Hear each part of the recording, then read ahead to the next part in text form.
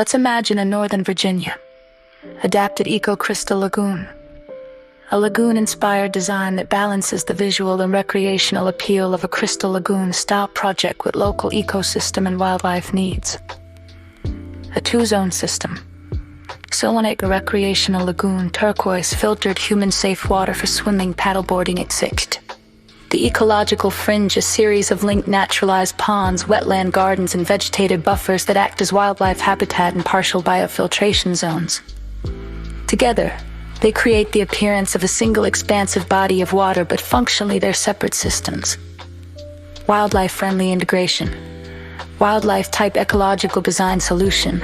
Geese and ducks design shallow decoy wetlands away from the main lagoon to give them a preferred habitat, plant native sedges and rushes they can forage in, while maintaining steep edges on the main lagoon to discourage landing there. Fish introduce fish only in the ecological fringe ponds, not in the lagoon. Choose native species such as bluegill, smallmouth bass, or minnows that thrive in regional water conditions. Pollinators and amphibians use floating wetlands or littoral shelves around the natural ponds. These planet zones can support frogs, dragonflies, and bees, providing a mini wetland ecosystem. Birds of prey and songbirds install nesting boxes or perches near the natural edge zones away from human regulation to encourage balanced species diversity. The main lagoon uses low chemical nanofiltration or ozone microbubbling instead of standard chlorine. Overflow or filtered discharge is directed to the ecological fringe ponds where native plants such as cattails, pickerel weed, and swamp milkweed polish the water naturally before it returns to groundwater or irrigation systems.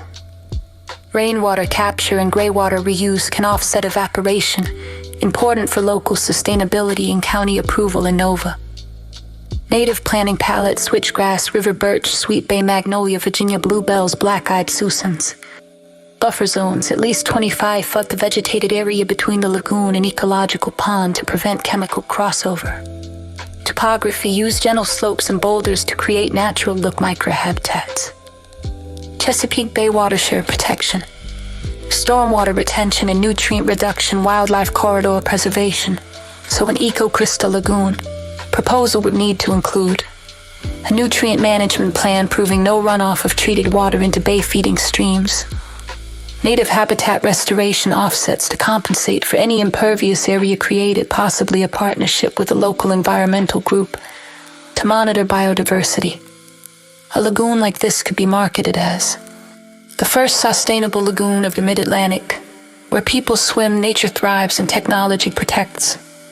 This kind of framing appeals to both residents and county planners by tying recreation and conservation together.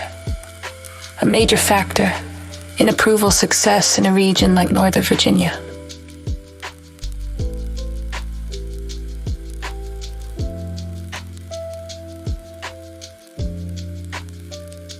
Thanks for exploring the vision of the Eco Crystal Lagoon with us, where technology and nature flow together. Don't forget to like, subscribe to @Reston_DMV, and turn on notifications so you don't miss our next video.